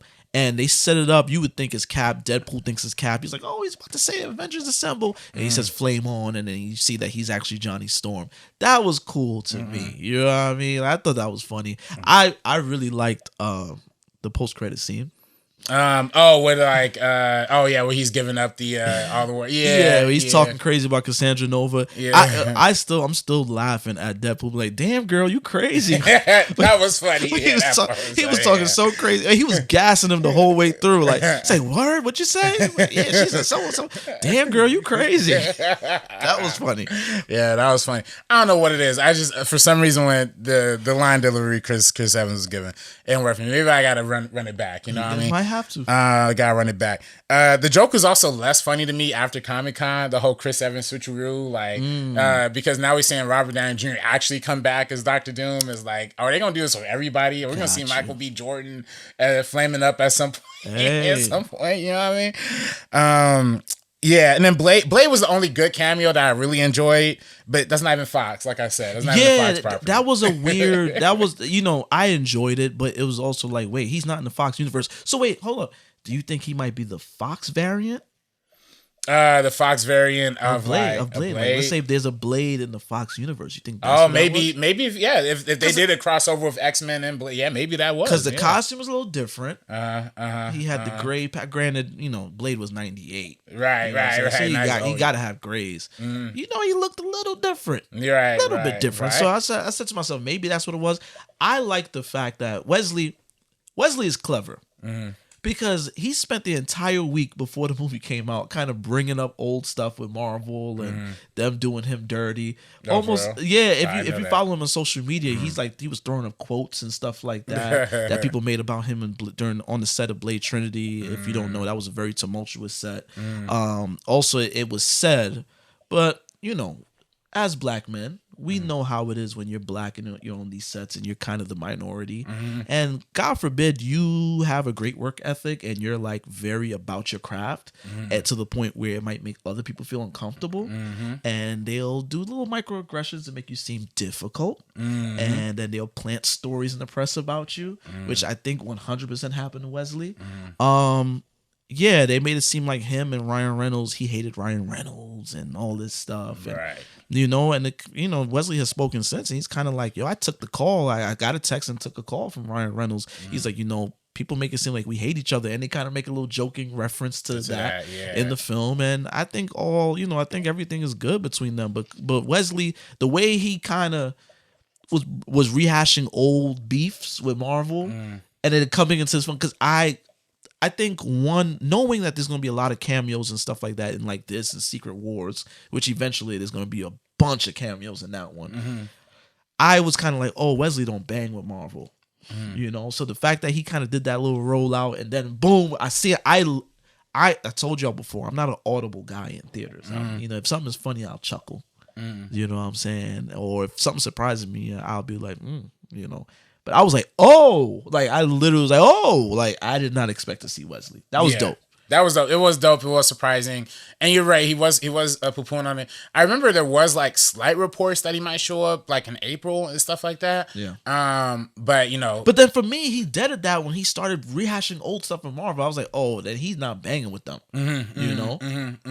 Yeah, I'm glad they made that work. Like, Absolutely. I'm glad he came back. I like seeing Wesley in anything. And his Blade action scenes were actually pretty decent too. Yeah, right? give Blade his flowers, man, because this whole superhero thing, the whole genre we could talk about. There's two franchises or characters that we gotta really give flowers to. Now I know we had Superman in '78, but Superman came out. Superman worked for him. But in '89 we had Batman. Right. And if you ask me, for every $1 Marvel make, they got to give Tim Burton and Keaton $1 or $2. You know what I'm saying? Because that put it on. This is where we at. And then Blade, almost 10 years later, put Marvel where they at. So give Wesley his flowers, man. Yeah, Wesley definitely deserves flowers for Blade. I also think he deserves flowers for actually being the only Blade movie that like gets made. You know what I mean? Yeah. And they almost alluded to that too. Like, I'm the one and only Blade. I'm like, I know Mahershala watching that at home. Like, y'all should have cut that out. Yeah. He might call Kevin Feige right then and there. Like, what'd you mean? You were cool with that? Man, at this point, I don't know if we getting that movie, y'all. Sorry, I don't know if that's happening. Yeah, man, it's crazy though, man. But yeah, I mean, a couple more points about Deadpool Wolverine. I promise I'm not gonna crap on it too much longer. This is your platform. Yeah, we here, man. We here. Jon Favreau is Happy Hogan. I feel like the whole scene was useless. Like, why was he in the main? What was up with that Sacred Timeline segment? Like, did he go from Deadpool 2 to the Sacred Timeline, then back to his original timeline? Is that what they were trying to say? Yes. I when I first saw the film, I thought they was going to explain that. And then by the time I saw the film the second time, I was like, yeah, this is odd. Yeah, I think they literally just had that scene in there for Happy Hogan to show all the background characters, but of course blurred out Tom Holland because you can't show like that one picture. Yeah, Sony will not. They ain't playing that. No, they're not playing that. And they had him back as Happy Hogan, but didn't have him back as Foggy. You know what I mean? Foggy Nelson from the Daredevil movie. That was kind of weird. Henry Cavill, that one landed. I like the Henry Cavill Wolverine. The first time I saw it, crowd loved it. That's another cameo. That the second time, the crowd was dead silent. They didn't. I don't think they realized who it was. Henry Cavill for real. And then I was like, oh, he's about to talk about, because he's like, this Marvel thing feels so right. We're gonna do you better than those other guys. Yeah. And I was like, oh, they're about to drop that, so people's gonna recognize it. No, it was quiet in the theater. Right. Yeah, I thought he was gonna do some Superman right over the head. Right. Yeah. Again, that's another one that's like more of a joke for the sake of like executives and superhero fans. Yeah. But I did think it landed, and I did think. I would say, like, I came in with it positive. Like, I'm crapping on it, but every time there was a cameo on screen, I clapped, you know what I mean? I laughed at some parts, but this is me being just truly objective, you know what I mean? Daphne Keane, she worked for the story, but she was underwritten too, though, man. I feel like her character has such a good opportunity. They gave her one scene with the new Wolverine, but it's a different Wolverine than her Wolverine. And then it's really just Hugh Jackman. Hugh Jackman does a really good job in this movie. He had that one monologue scene that was good, but I feel like he's just in a slightly different movie than like everybody else is. Like the scene when he was getting that Deadpool in the car. Oh yeah, that was cool. Yeah, that was dope. Line to like he was like about like you're so immature. Like he's giving his all in this picture. Yeah, I think you know what I'm saying. When he's not joking, those two scenes in particular, I'm like, oh wow, Hugh Jackman is acting. Yeah. He did it good, and they played it well off of Ryan Reynolds. It definitely just feels like, why did he even waste his time doing it? You know what I mean? That's just me. Matthew McConaughey, Blake Lively, that was cool. No, Olivia Munn coming back as Psylocke. Where's she at? I know she ain't busy. The guy who played Juggernaut. I'll say this. She's, sorry to get somber. She's sick right now, I believe. Oh, really? I think breast cancer. Oh, really? Oh, yeah, I did not know that. Well, prayers for Olivia Munn. Yeah, Prayers for Olivia Munn. Yeah. And then, like I said, though, but that's pretty much all of it that I really didn't like about it. There was some funny stuff. Like I said, nice pool. The part where he like leans to the camera and is like, the proposal, and then that was funny. That was like a legit belly laugh. That got me. That was funny. And then Deadpool just like shoots him. Like, that was funny. He didn't shoot him, but he used him as like a human bodyguard. Shield, yeah. I can I tell you, I did not like that dog. The dog pool, you didn't like that? That dog's ugly. I hated looking at that dog. That dog was so hard to look at. That's why I liked it, though. I'm like, yo, this dog's too ugly to be real. And it is a real dog, though. So, yeah. That's cool. Anytime Gambit talked was just absolutely hilarious, bruh. Yeah, and then the also another funny scene when Deadpool and Blind Owl like going through all the cocaine jokes. The great Leslie Uggams. Yeah, Leslie Uggams. It was Kizzy and Roots. Oh, really? Yeah, oh, shoot. I didn't know that. Okay. Oh, she's still out there. Yeah. The hilarious scene though was like white girl interrupted. I forgot what all they said for the cocaine joke. All the nicknames for cocaine. Yeah. Cocaine. That gave me a good belly laugh right there too. So there's some good belly laughs in there, but overall, maybe I need to watch it again, my brother. Maybe I gotta watch it one more time. Listen, man. Your thoughts are valid, my brother. Yeah, because there's people that feel the same way you feel. However, as for me, I had fun with it. Yeah, fun with it. It was. Listen, man, I love one thing. Shout out to the maestro Scorsese. I know he says Marvel and all this stuff is not cinema, but I'm gonna have to politely disagree. I love it. It's something to get lost. You get lost when you go to the movies, man. Like the world is topsy turvy right now. Yeah, sometimes if you're dealing with things at home, you want to take a break and go watch something to just escape, and that's what Marvel films do for me. You know what I'm saying? DC, they didn't do it for me because I don't know what their deal was. I don't know what that was, but I didn't feel good coming out of Batman vs Superman. I didn't feel good watching those movies. They were all so dark and grim and blah. You know what I'm saying? But the Marvel films, man, I like to just take some time off from the world and go and enjoy those. Now, when it don't hit. You know what I'm saying? But I had fun with this one, man. I genuinely have fun. Shout out to my boy Mel. My boy Mel because when I saw Blade Trinity, I was not a Ryan Reynolds fan because the movie sucked. And I felt like he was hamming it up too much. And I was like, which low key, it looked like he's trying to play a Deadpool type character. And Blade Trinity. Yeah, Blade Trinity, which ironically, when he does play Deadpool in X-Men Wolverine, X-Men Origins, he's wisecracking in the beginning, but then he's mute. Which was a weird direction to take that character. Yeah, and on that level, I don't blame Ryan Reynolds. That's like bad writing, bad directing. Yeah, that was terrible. I don't know. Whoa, why did you do that? He's literally the merc with the mouth. Like, you gotta keep that going. And I remember I went into the first Deadpool and I was like, I don't like him. Well, he's annoying. And I watched it with my boy, and then when I kept seeing the fourth wall breaking, I'm like, why is he doing this? And my boy explained to me, because I didn't know about Deadpool that much. You know what I'm saying? And he's like, nah, he got to do that. And when I got the joke, I got it. So this time around, it's like on steroids, the jokes. You know what I'm saying? I feel like every line, he's not serious at all throughout the film. Yeah. But it's funny. Like, it's funny. It's quippy. You know what I'm saying? It is what it is. So I took it for what it was. And I have fun with it. But some of the nitpicks you did bring up, yes, 100%. I'm with you on some of those things. The corporate part of it, I think when you mentioning it made me open my eyes to it a little bit more. And then, you know what? It really is the fact that they had this whole behind the scenes montage at the end credits, almost like, which was I thought it was nice. It felt like a funeral to me, dog. Yeah. Like, the time of your life. You see the behind the scenes of the Fox up. It was cute. It was sweet. We're just gonna bury a whole studio, like. They thugged them.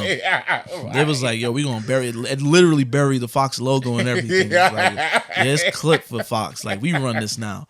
It's crazy because now imagine you was one of the people that's laid off from that job. You watching the film, watching Deadpool Wolverine, you're just like, my life hasn't been the same. I feel sorry for you. Well, thoughts and prayers to y'all, man. I hope you recovered, but they was definitely like, suck it to Fox. You know what I'm saying? So I that part that you explained is like, damn, you're right. It is kind of, but hey, the film was fun, man. Yeah. It did what it had to do for me personally. There's definitely little plot holes and stuff like that, though, for sure. Like, yeah, that is so funny, that Hogan thing. I thought I was the only one. Like, yeah, that Happy Hogan thing with, so you left your stuff to go to the main timeline. Yeah, to ask to be an Avenger. How do you even know what the Avengers are? Like, it was, yeah. That literally just felt like a scene to get more Easter eggs in there. Like 100%. Because if you don't think Marvel is watching YouTube and they see new rock stars, shout out to my man Eric Voss. They don't see new rock stars and like, oh, let's give them something to talk about. It's definitely that. And that's so funny too, because I literally watched the new rock stars breakdown and rewound that part like 3 times. Like, wait, did they explain how he got there? Like, I'm trying to still figure it out. Like, then they can't even break it down either. But I do think there is one. Speaking of new rock stars, they kind of predicted like Taylor Swift was going to show up as Dazzler for like a super long time. Yeah. I definitely felt like there was a segment in there, like when they first meet Cassandra Nova and they're in that pit, and then when Pyro first flames out Johnny Storm, or John, whatever his name is. I felt like that was probably another segment that they probably could have fit like another cameo in that sequence. But they didn't. Which is cool.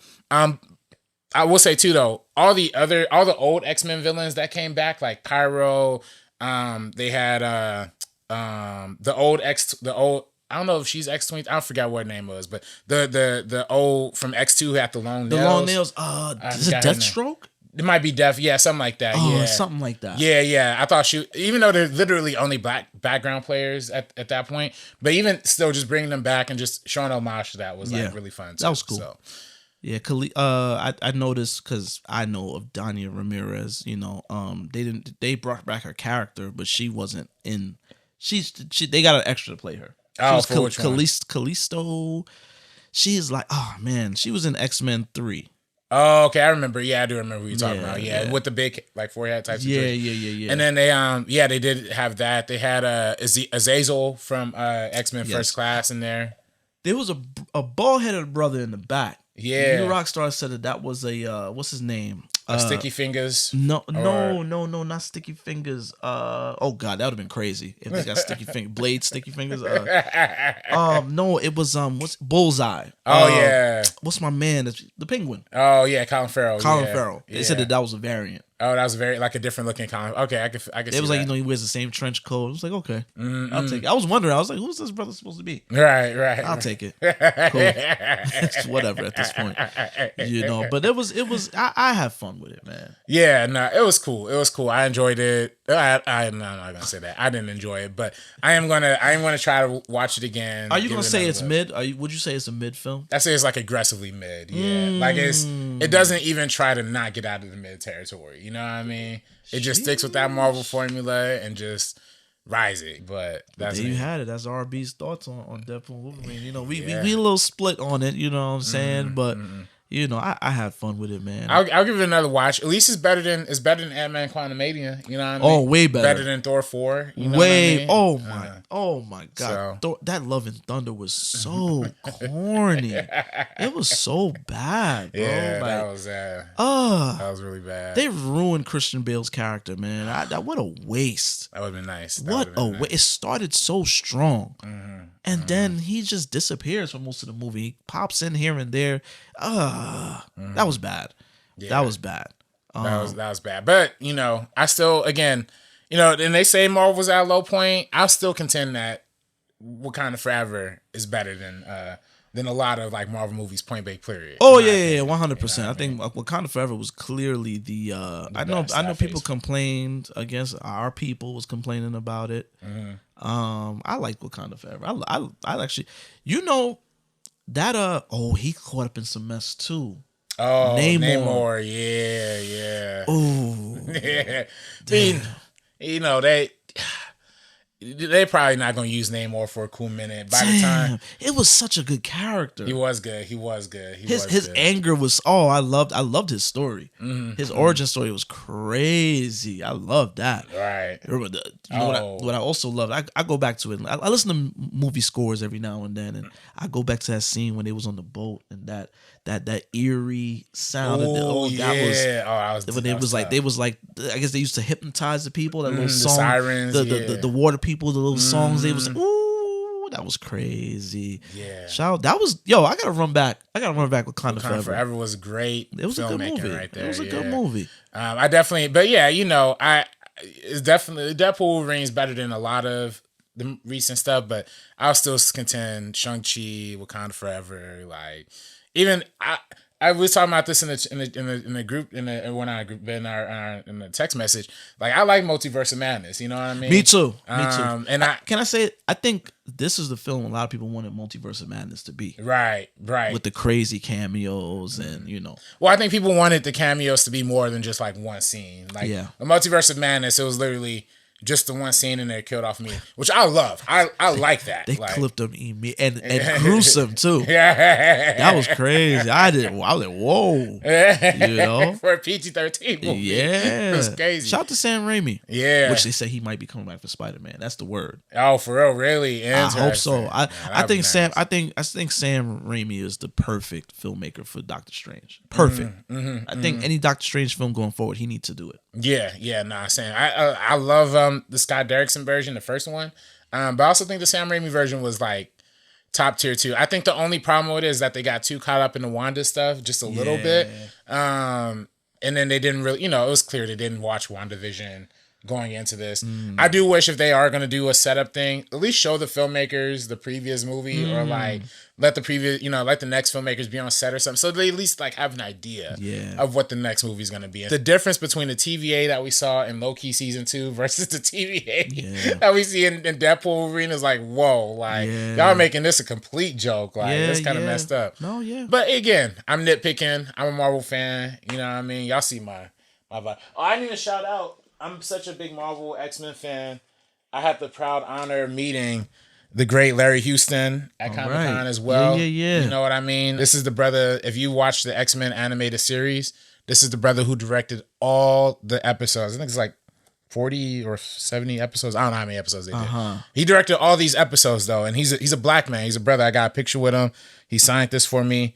And yeah, man, you know, we got to shout out, you know, underrepresented heroes like that in our industry. Absolutely. You know, he was telling me like he retired in 2015, but after they put the X-Men animated series on Disney Plus, he got a bunch of, you know, work. Like a bunch of people started hitting him. I love that for him. And yeah, you know, and again, I didn't know he was black. He was telling me, you know, a lot of people didn't know he was a black director. So shout out to him. You know, we should be having those conversations about those kinds of people. Absolutely. Well, shout out to black people being behind X-Men, because this is X-Men 97 had a black showrunner. Yeah. Oh yeah, Bo DeMayo. Yeah. Yeah. Unfortunately, was fired. You know, but we don't know why he was fired.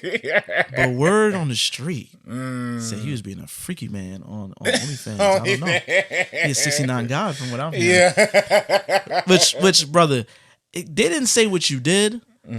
But how you getting fired on your day off? Yeah, on your day off for your OnlyFans actor. What do you do? Why are you on OnlyFans? You got a good job, right? Get off of OnlyFans. What you doing on there, brother? You got that Disney writing money. Yeah, come on, deactivate. Yo, Disney call me. I'm deactivating everything. Right. Disney call me tomorrow. This show is done. It's like, yo, Disney just hired me, yo. It's clip. Y'all ain't get another episode out of me.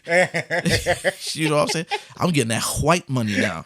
You only said nothing. You know what I'm saying? But yeah, you know, shout out to him. You know, but no, that's a dope moment. When I saw that on your story, I was shocked. I did not know. I did not know. And this is a long lineage of people behind the scenes that's created things that just kind of like, you know what I watched? The Movie Pass documentary. Oh yeah, on HBO Max. Yeah, or Max. Yeah. I had Movie Pass. A friend suggested I get it. I was always feeling funny about it. And this is why you should listen to your intuition, folks. I was always like, I don't know. I don't know if I should do this. Well, okay, let me try it. And yeah, I learned rather quickly how shoddy and rinky-dink it was. But I did not know that it was two brothers that started it. Yeah. And they got axed out of the business slowly. By the white dude. By two white guys, and they ran that shit to the ground. You know, the two white guys ran it to the ground, and it's like now, and I think the brothers is behind the documentary, like they helped produce it or whatever the case may be, because I went on the Movie Pass website and there was a trailer for the documentary. I was just really? like, this is odd. Right. You know what I'm saying? But you know, it's all about the rise and fall and a rise again. I think Movie Pass is back. I'm trying to come back, yeah. It's quiet, but you know, it's also like 2 movies a week, you know. Yeah. It's like 40 or it's like $20-something a month. So they got back more into a traditional model, which but by the way, the documentary highlights, like, you know, the original price was $50 a month. That kind of made sense for like unlimited movies. Yeah. But then like when you're doing the $10 a month and it was only supposed to be a promotional price, but now y'all making that, like it didn't really make sense. And you know, the funny part is that they went to AMC originally to try to partner with them to do this. And AMC was like, nah. But then eventually AMC did got their own thing. Yeah. Stubbs A-list. You know what I'm saying? You know how that go. Right. You don't give them a little bit of the sauce. You give them the sauce a little bit, they'll curve you. Right. And then when you down, they're like, you know what? Now's the time. What was they talking about? Yeah. Now's the time. They see all your mistakes. They see all your mistakes in 4K. They're like, you know what? We could level you up. We could level up with this. Well, everything they did wrong, we could level up by correcting their wrongs. You know what I'm saying? It just goes to show you how snaky business is, man. Yeah. You gotta be a different type of person to go into business. That's real. I would love to have a business. I would love to have my own production company. That's my goal. But I would definitely do the framework and then hire people to be the handshakers. Right. I can't, like, you got to be a different type of snake, because now you shaking hands, you talking to people that you know want to put the knife in your back eventually, and they will put the knife in your back. Right. The minute you slow up, they're like, oh, you know what? Yeah, let's go take over. That's what business is, you know what I mean? So that was very insightful, but it goes to show you how there's a lot of black people behind the scenes that get stuff started up and then they just get replaced and, you know, they're no longer the face of the company. Right, exactly.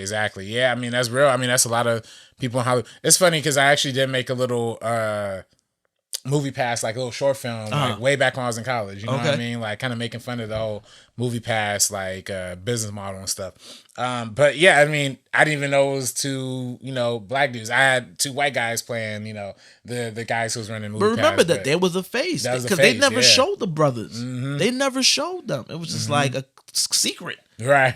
You know what I'm saying? And then when the company went public and the company is doing they spending company money to do these parties. They said that they even had no pens and stuff in the office, but they spending money like crazy. They had Coachella. They're like, yo, why are we at Coachella doing these parties, popping bottles, yachts, all this stuff? It's white men that was the face of the company.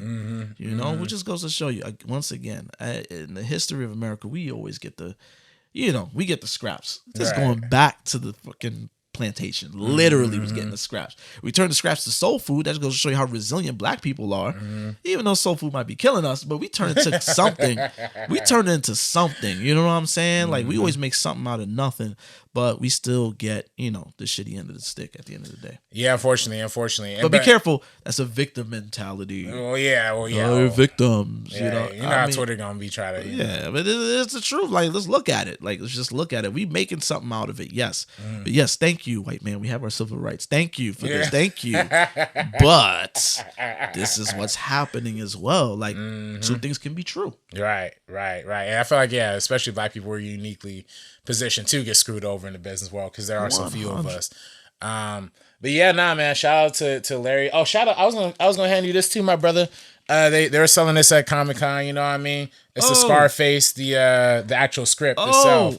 You know what I mean? Oh, this for me? Yeah, it's for you, man. I appreciate. Oh man, I appreciate that. It's the whole script for Scarface, y'all. You know what I mean? If y'all can see this, this is a cool little animation in the front. It's basically playing on the poster. Written by Oliver Stone, one of my favorite filmmakers. That's my guy. Right. Oh, I appreciate that. So yeah, man. we gotta show love, and then for y'all at home, we got some Scarface Blu-rays along with a bunch of Blu-rays. Oh yeah, that we still want to give away to y'all. All y'all gotta do is comment. Like our videos, especially comment. We actually have a few comments. Oh yeah, let's get into the comments real quick. Let's look at the comments. Well, from last week, shout out David Cardiff. Cardiff, yeah. 6312, is that what it says? Yeah, 6312, yeah. I've been waiting for this, lads. Watching in Ireland. Hey. Wow. We're international. Yo, where's the bagpipes? The bagpipes and the skirt. Hey, we in Ireland with it. Yo, shout out to you. Damn, David. I'm gonna have to put on one of them skirt situations or something. I don't know if y'all gonna give me a weird skirt. That ain't happening. Or the kilt. Whatever. Yeah, let's not call it a skirt. It's a kilt. The kilt. We gonna have to wear the kilt. Excuse me, it's a kilt. Much respect to Ireland. Shout out to you, man. Shout out Ireland. Shout out to some of our older Spotify comments as well. What episodes is that? Well, so I'm gonna go way back to Robert Townsend. Okay. Shout out Alec Rodriguez. Still be watching. Thank y'all for showing MM the respect that it deserves. Talking about Meteor Man. Meteor Man, okay. It deserves and paving the way for the superhero genre even before Blade. Me and my brother used to rent Meteor Man at the Blockbuster for years in the 90s. Oh, dope. Yeah, listen, man, I had that in the crib, man. That was my movie. Yeah, no, facts. And you put me onto that. So yeah, shout out to that. You had never seen Meteor Man? Not before our episode, nah. Oh, shoot. Nah, yeah. No, that's a classic. Yo, put that joint out on 4K, man. Come on, what y'all doing? Marvel, y'all gave him a comic book now. Marvel, step in and help a brother out. Right. Well, Meteor Man was what, MGM? Yeah, that was MGM. That's yeah, Amazon, so technically Amazon. Yeah. I don't know. Amazon is weird, man. Even with Amazon Prime content or material films, they don't promote it well. They just kind of just throw it out. Yeah, I mean, Batman saves the day, quite literally. Batman is holding down WB right now. You know what I'm saying? DC, Batman is holding it down. So I feel like they're putting more into Batman, the Caped Crusader. Oh, that one. That new, show that's going to be on Prime. But, yo, come on, promote your stuff and put out Meteor Man. What the hell? Right. We need 4K, not Blu-ray. 4K. That'd be nice. Come on now. And that's funny too because I feel like the only black creators that Amazon works with is like Donald Glover. You know what I mean? Oh yeah. And maybe a couple others. Lena Waithe. You know what I mean? But those are the only two. And then shout out to curated by Randy. That's my bro Randy. Randy, shout out to you, my Jamaican brother. Randy. Hey. I love this episode. It's from the Spike Lee Most Underrated movie. Okay. I love this episode. All the movies you mentioned were underrated, unfortunately, but that means they were meant to be deep cuts, which both of you are. Keep on keeping on. Thank you. All right. Man. All Thank right you, now. Randy. And shout out Alex Rodriguez again for commenting on our favorite episode or favorite movies of 2023. Okay. Episode. He said Killers of the Flower Moon. Killers of Flower Moon. That was my yo, is that out physically? I don't know yet. I don't know if I need to get that. Yeah. I don't know what Apple be doing with their physical media releases, but hopefully Apple TV, you know what I mean, they doing some big stuff right now. Yeah, so. yeah, man. Yo, shout out to y'all that check out the show. I know a few people was retweeting and sharing when we dropped the last episode. You know, shout out to our core audience, you know what I'm saying? Right. Listen, man, we do this for y'all, you know what I'm saying? Like, we want to give the common man a voice. You know what I'm saying? Because the film bros ain't trying to hear us talk about stuff. They like, go back to talking about your rap music or whatever the hell. Basketball. What's going on in basketball? Tell me that. Right. You know what I'm saying? Nah, listen, man. Listen, y'all like brothers like films too. Brothers and sisters. I speak for the sisters too. Amen. They like films too, and they just need somebody to talk to about films to sound like them. This is where we come in. You know what I mean? But yeah, man. Yo, episode 22, man. Yeah, it's in the bag. RB, thank you again for this. This joint, man. Yeah. Scarface is such a hood classic. Right. It's a hood classic. It's a if you talk to an OG and they talk about Scarface, they was like, yo, in New York at least. I used to go to the movie theater in Times Square. We just be wilding, watching that, talking to the screen when he was wilding. It's not a good film. Yeah. Like, it's not well made. Al Pacino is hamming it up as Tony crazy. Montana. He is not Hispanic, but he is. He is having fun. Right. He is outrageous. I don't think anybody's giving him any notes on his performance. They're just like, yo, just wild out. But it's still memorable. You know what I'm saying? It's such a memorable hood film. This is a joint that was in my crib. My grandmother used to have the 2 VHS set of Scarface. How long is Scarface? It's like 230, something like that. That's long. And that's crazy. VHS couldn't hold 230 back in the day. Oh, for real? Yeah, it was because she had the two VHS set. Oh, for real? It was a 2-piece. Yeah, she had the 2 VHS set. Same for Malcolm X, and then I know Titanic had the 2 VHS set too. Dude, it's crazy. Even the Blue People Avatar movie, like that came out right when Blu-rays came out, and they put it on Blu-ray, and the Blu-ray couldn't even fit like that whole, that whole 3 hour. The first OG Avatar movie is like 3 hours 12 minutes or something like that. It literally had to be on 2 different Blu-ray discs. Like, really, interesting. Because I'm pretty sure they chalked it up with features too. Yeah, it was. Yeah, exactly. That's the thing. That's what'll eat up all that disc space is all them damn features. Because James Cameron documented his entire shoot, and he'll make a documentary for the smallest things in the production. Like, this is how we made this flour in the CGI. Like, Crafty. Let's look behind the process of Crafty. How they got these muffins made. A 13-minute featurette about the muffins in Crafty. And it's James Cameron talking about it. Not even Crafty people, it's him. You know what I'm saying?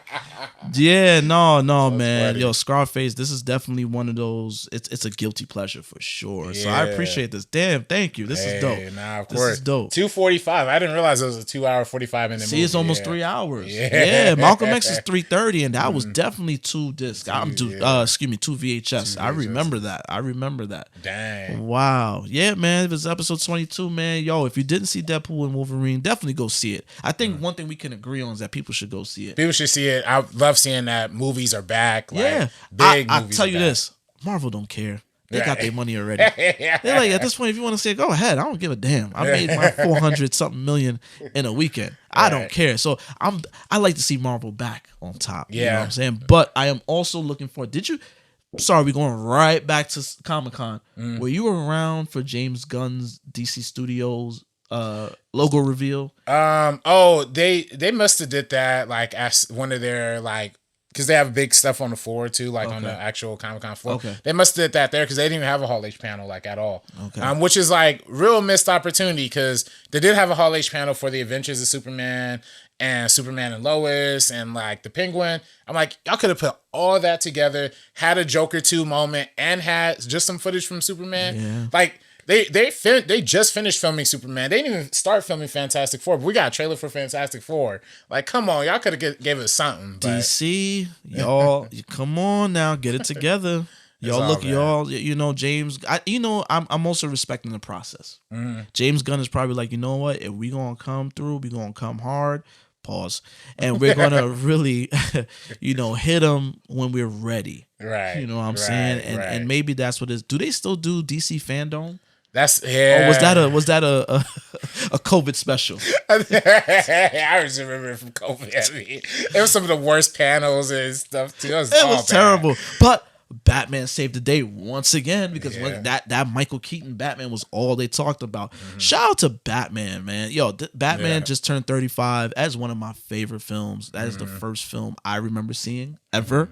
My son, who's 2 years old, he is a Batman fanatic. That's good. I can pinpoint the moment I got him. Yeah. I came back from Minnesota and I went to an early screening of The Flash. And when I went to that screening, I had on my original 1989, like it was an original shirt from 89, Batman shirt. And his mom was holding him and he was looking at me.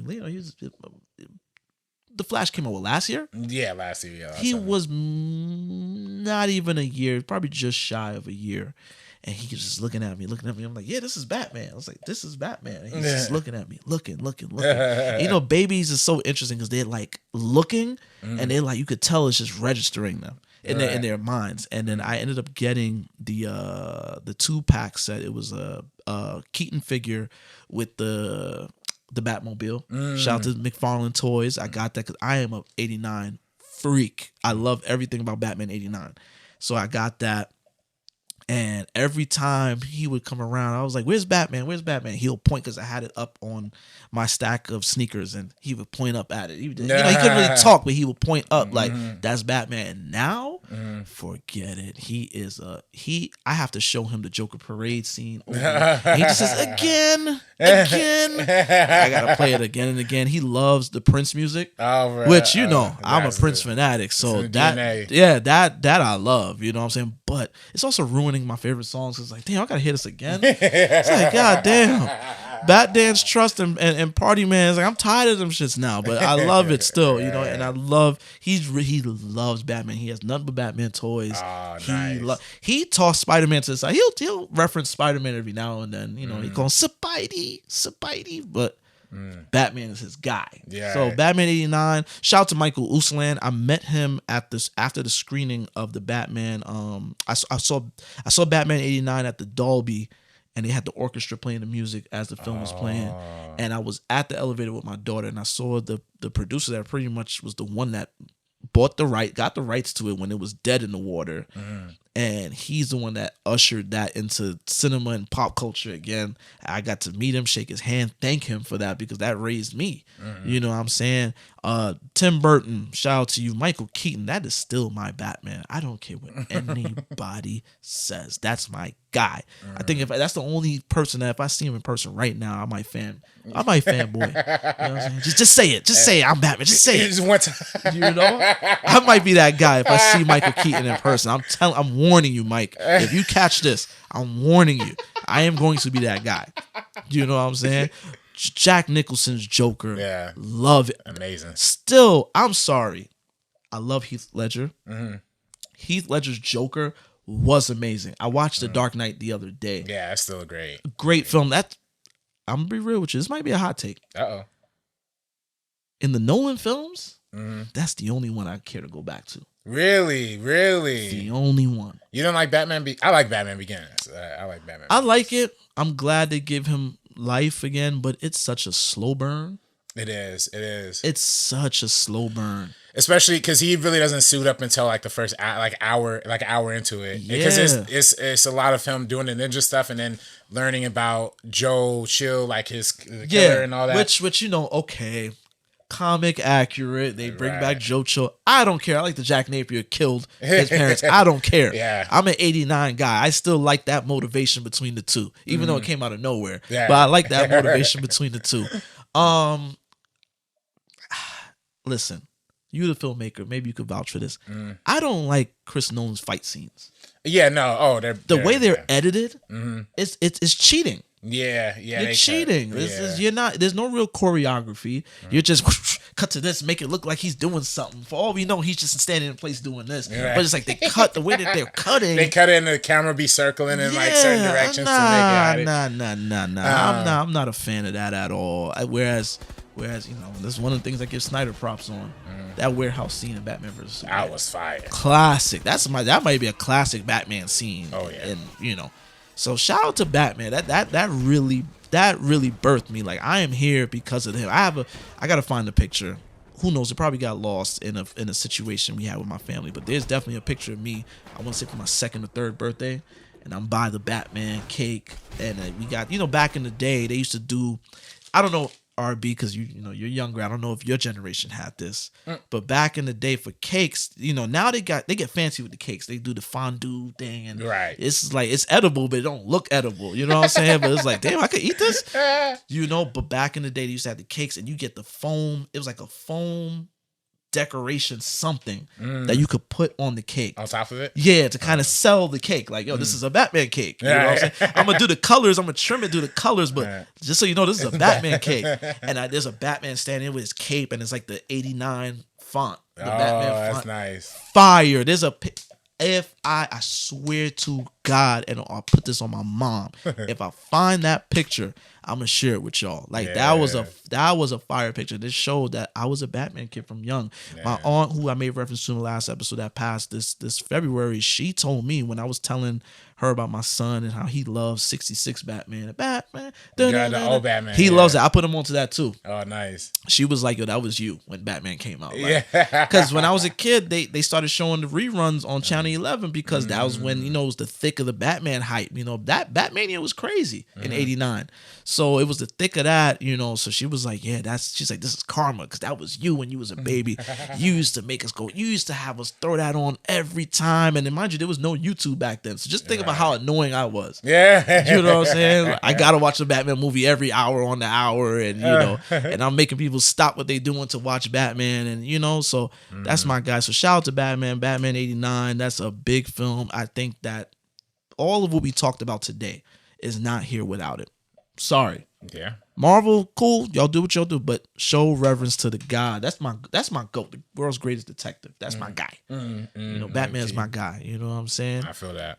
Shout out to Bruce Wayne. You know what I mean? He's probably MAGA in real life. If Bruce Wayne, you bring Bruce Wayne, he's part of the 1%. I don't see him being progressive at all. Oh no, definitely.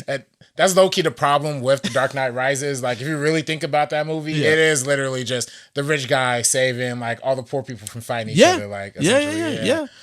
This is the jokes online. Like, if you working with the Joker and you're a poor man working with the Joker, you got a family at home, and Batman is just breaking bones. Or if you got an eighth, you're on the block with an eighth. Batman is freaking severing your spine. I always think about the beginning of the Batman intro with him and Robin running. Just think about doing a crime. You look back, you're like, oh shit, they coming at you. Batman on your ass if you're in Gotham City. I love Batman though. I don't care, man. Say what you want. I know people love to tell me, oh, it's a rich white man. That's why you like that. I don't care. That's my guy. That's a guy. Now, I will say, the way Robert Pattinson's Batman was handling fools, like, he was damn near beating fools to death. Yeah. It's like, at that point, why even let them walk? They can't walk no more, man. He was beating. This man got brain damage. Yeah. Like, what? How you gonna get info out of him now? He's drooling. His brain ain't working, dog. You just beat the autism into this guy, man. It's crazy, man. It's a wrap, dog. It's over. No, literally. Shout out to my people with the tism. You know what I mean? Y'all geniuses, man. Hey, no, let me tell you something. Everybody I know with autism is dope. Nah, facts. Facts. They hone into what they like. And they know it. Yeah. I know one that, like, he come to me and is like, hey John, what do you think is bigger between Madison Square Garden and Staples Center? Oh, like, I don't know. And then he'll tell you how many seats is in there. Like, per seat? yeah, like, or like when I get into basketball arguments, I'm talking to somebody, Jordan Braun, you know, people always bait me into that argument, which I'm not doing anymore. Y'all go to hell. I said what I said. Michael Jordan is the GOAT. If you don't like it, just deal with that. But, you know, then I just be like, yo, give me the stats from his rookie season, and he'll know it. Yeah. 28.2 points per game. Yeah. My son knows it. That's how. Yeah. So shout out to the people with the tism. That's my uncle. My uncle's like that with baseball. Like, yeah, he'll be like, Willie Mays hit this many home runs back in like '68. I'm like, dang. Yeah, and you know, autism has this thing where they think that like you're special or whatever the case. You know, through a little joke, whatever. You know, shout out to my people. You know, right. But no, there's people functioning like they're. Oh yeah. And they're just geniuses. They just know everything. Yeah. A couple of my favorite content creators, they kind of came out. Was like, I have autism. It's like, no wonder. It makes sense. Yeah. No wonder you on it. And damn, it made me question myself. Like, damn, I'm on it like that too. Do I got the tism? Yeah. Right. You know what I'm saying?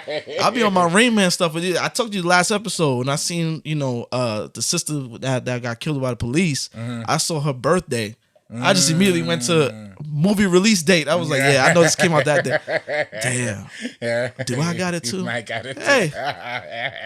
You know, didn't Chris Rock said he had autism too. Right. Hey, look, everybody got a little tism, I feel like. Everybody got a little bit. Ain't nothing wrong with that. Right. Listen, ain't nothing wrong with the tism. All right. Drop that puzzle emoji in the comments if you got the tism. We love you, man. You the homie. Yeah, you the homie if you got the tism. All love. You know? Literally. And then some people who are just be mad geniuses and stuff. There's also people who are just mad articulate too, like who can really like break down to you something about any particular subject. Listen, but just like give it to you in a way that's like, yo, you give it to me better than like than a computer. Yeah, no, literally. Like I watched this one. You talking about YouTubers? I watched this one guy. He be talking about trains, and he got like autism, but he be going. And he'd be like, he had a Metro Rail in LA, like they've been doing this since that. I'm like, yo, you got that info, man. I trust you more than I trust anybody else. Listen, man, you know what I mean? When you interviewing somebody for a job and they need to be a researcher, make sure they got the tism. Yeah. You might need that person on your team. You don't get it done. Yeah, they gonna get it done for sure. Well, that was a cool. That was a great way to end it. I mean, episode 22.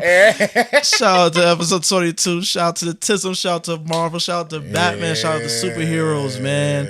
Man, shout out to Comic-Con. You know, Geeks of Color. Dorian, shout out to you for even having that platform. Yeah, and his birthday was the other day too. Happy birthday! Happy birthday, my brother. You know what I'm Yeah. saying? Listen, man, always be grateful for another day that you wake up. That's Dead real. ass, because life is short. Yeah. You know what I mean? Yeah. RB, let them know where they can find you. Follow me on Twitter and Instagram at Director RB3. And, if you want to subscribe to First Cut, you know what I mean? First Cut on YouTube. Yes. Make sure y'all leave comments, like, and subscribe, man. Definitely subscribe. subscribe, yo. Like, yo, come on, help us. I know we've been going for a minute. We gotta run those numbers back up. Yeah. You know what I'm saying? We want to get on TV or something with this. Yeah. You know what I mean? Don't you want to see some brothers win? Yeah, man. Come on. Help a brother out. Help a brother out. Yeah. You know what I'm saying? Mr. Marin, MrMarinKNOWS, Mr. Marin knows. You could catch me on Twitter with it. Instagram, I'm on Instagram, Real Talk Film Society. This is episode 22, live from Compton. You know what I'm saying? So, thank you for listening, and we see you when we see you. Peace. Coming soon to a theater near you.